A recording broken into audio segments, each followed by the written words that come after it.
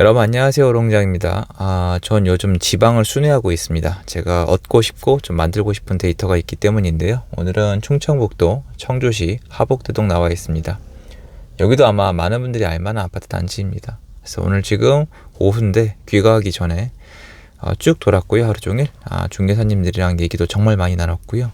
다행히 손님이 많지 않아서 굉장히 친절하게 설명을 해주시더라고요. 그리고 일부 분들은 여기가 좀 여러분 속된 말로 좀 투자를 많이 하시는 지역인데요. 그래서 데이터를 잘 정리해 놓으신 분들, 그러니까 현재 물건이 살아있는지, 과거 물건이 얼마에 거래가 됐는지, 그리고 전세랑 매매가가 서로 어떻게 움직이는지, 그리고 이 물건이 지금 살아있는지, 상태가 어떤지 이런 거를 세세하게 적어 놓는 중개사님도 있고, 그게 아니라 당장 필요한 금매만 적어 놓는 분도 있고 이렇습니다.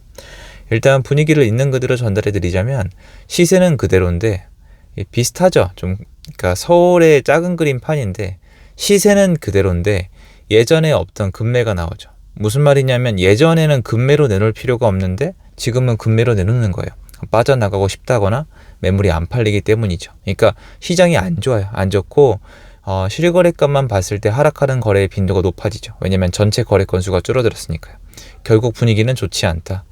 작년 하반기 올 초까지 뜨거웠고 그리고 사람들이 이제 잘 안 온다고 합니다. 근데 여전히 문의는 있어요. 서울이랑 달라요. 같이 있는데도 전화나 문자가 계속 왔습니다. 그리고 사장님이 보여주는 문자 안에 이러이러한 매물을 구해달라는 요청이 좀 있습니다. 물론 그 사장님이 좀 영업 능력이 좋으신 건 맞는데 어쨌건 여러모로 전국 시장은 각자 돌아가고 있다. 그리고 사장님이 재밌는 얘기도 해주셨는데 여기가 아파트가 이제 2억 원대거든요. 1억 후반대, 2억 원 초반대 이렇게 쭉 섞여 있는 단지인데 12.4%를 내고도 사는 사람들이 종종 있었다고 합니다. 그래서 제가 너무 안 믿는 모습을 보여주니까 계약서까지 보여주기도 했는데 확실히 다양한 선택들을 하고 있다 이렇게 얘기할 수 있겠습니다. 오늘 여기는 제가 재미삼아 나온 게 아니고요. 오늘 좀 희한한 매물이 나와 있어서 나왔고요. 아마 계약으로 이어질 것 같습니다. 물론 이제 저희 직원분이 계약을 하게 할 건데요. 본인 희망을 하시면 얘기를 해보고 제가 직접 나와봤고 이 물건 자체도 저희 직원분이 찾아내신 거거든요. 어떤 거냐면 좀 특이한 매물이에요. 요즘이기 때문에 나올 수 있는 매물인데요. 계약 해지건입니다. 그러니까 계약을 한 다음에 계약이 해지가 됐어요. 그러니까 끝난 게 아니라 계약을 해지하려고 하면은 뭐가 날아가냐면 계약금이 날아가죠. 계약금 2천만 원 정도가 공중에 붕 뜬단 말이에요. 이거를 인수해서 그 사람의 데미지를 줄여주면서 우리도 돈을 아끼면서 전세가를 활용하는 방법이 있습니다. 여러분 참고로 오늘 이 영상은 제발 이걸 하라는 뜻이 아닙니다. 지방시장 잘못 알고 투자하면은 정말 골로 갑니다. 아닌 막말로. 그러니까 알고 하셔야 되는 건데 오늘 영상을 킨 이유가 이거예요.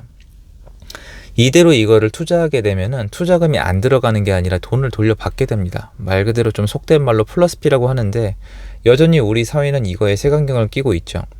여러분 이거 만약에 제가 투자를 하거나 저희 직원분이 투자한 다음에 전세금 반환 안 할까요? 하죠. 여러분 전세금 반환을 안 하는 게 되게 흔하고 아무렇지도 않게 말씀을 하시는데 제가 경험이 없겠어요? 세입자분이 가만히 있을 거라고 생각하시나요? 여러분 입장을 한 번만 바꿔놔 보세요. 뉴스에 나오는 사람들은 대놓고 수백 채씩 전세금을 사기를 친 다음에 잠적을 해버리는 거잖아요. 근데 그런 케이스가 아니라 그냥 돈이 없어서 반환을 못 해주시는 분들은 세입자분들이 진짜 가만히 두지를 않아요. 정말 무섭습니다. 사람이 자기 인생이 걸린 문제인데 그냥 넘어가겠습니까? 그런 건 없는데 이게 참 재밌는 거죠.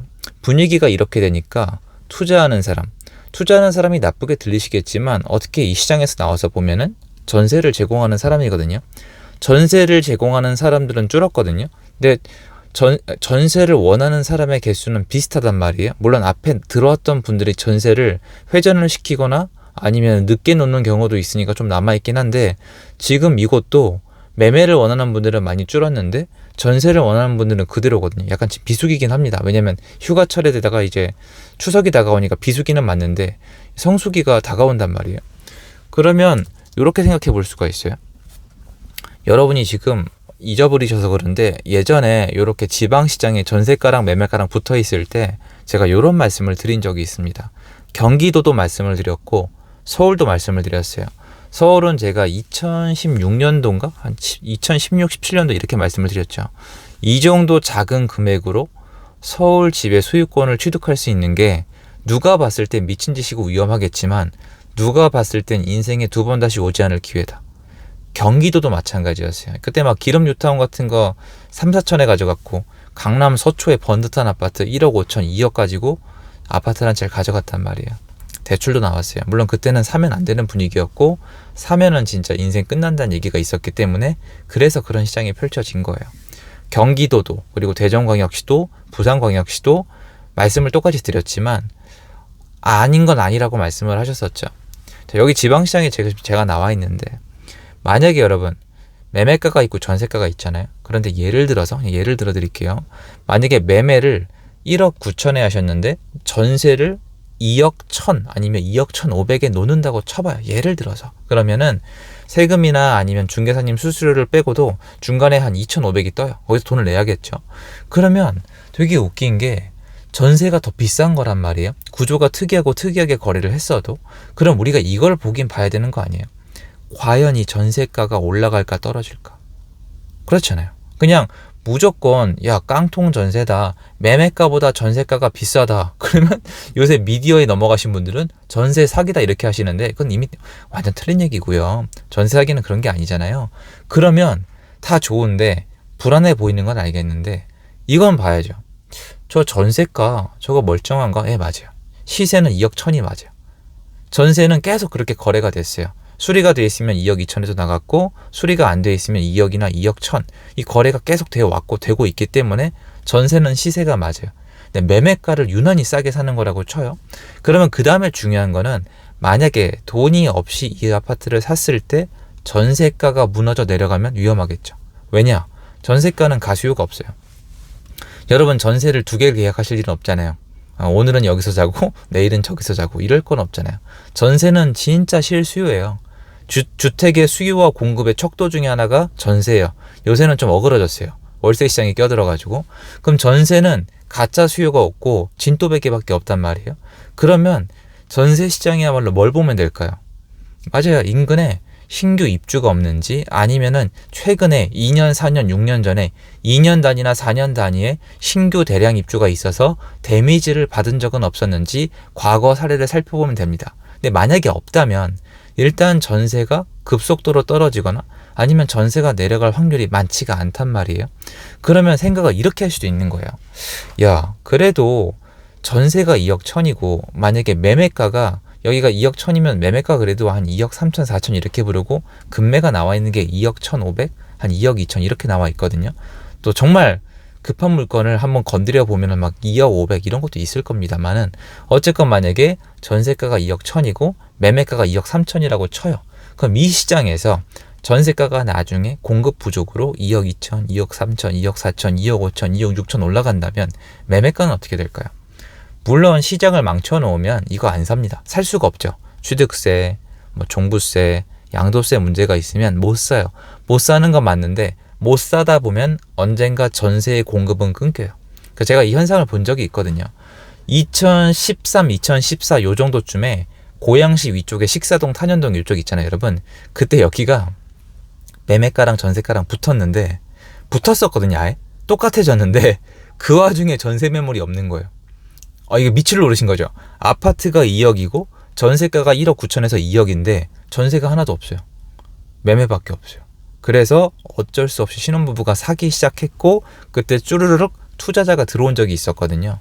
이번에도 그렇게 된다, 여기가 그렇게 된다 이런 뜻이 아니라 생각은 해보자는 거예요. 우리가 무조건 매매가 전세가가 붙어있는 걸 욕하기 전에 전세가가 매매가까지 왜 이렇게 이 목구멍까지 차올랐는지, 그리고 이 현상이 쉽게 끝날 건지, 혹시 전세가가 더 오를 여지는 없는지, 아니면 그나마 공급이나 인근의 과거 최근에 입주 내역이 있어서 안정화될 수 있는 건지, 그리고 만약에 전세가가 그렇게 떨어진다면 매매가가 위험할 수도 없는지, 인근에 그런 사례는 없었는지, 비슷한 샘플은 없었는지 찾아봐야 되겠죠.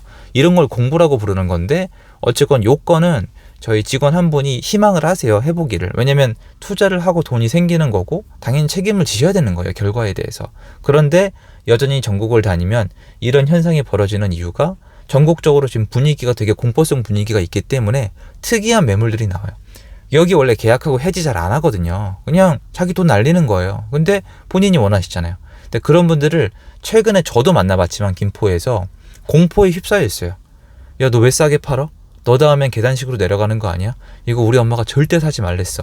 우리 시아버님이 이거 절대 계약하지 말랬어. 이런 케이스가 나오고 있단 말이에요. 그런데 그걸 어떻게 바라볼지는 여러분의 선택인데, 뭐 선택 안 하시고 공부만 해도 좋은데, 여러분 늘 말씀하시잖아요. 남과는 다른 시야를 가져라. 지금 언론에서 전체적인 분위기가 어떤지 저도 잘 알거든요. 그런데 그걸 믿든 안 믿든 본인의 선택은 맞는데, 더 중요한 건 늘 그랬잖아요. 남과 다른 시야를 가지라면서요. 다른 결과를 원하면. 그 첫 단계가 이런 것들이 아닐까라는 생각이 들었습니다. 전 그래서 오늘 돌아가기 전에 좀 말씀을 드리고 싶어서 영상을 남겨봤습니다. 도움됐으면 좋겠고요. 날씨가 좀 선선해진 것 같습니다. 그래서 밖에 나들이 다니시면 좋을 것 같습니다. 마스크 착용하시고요. 감사합니다.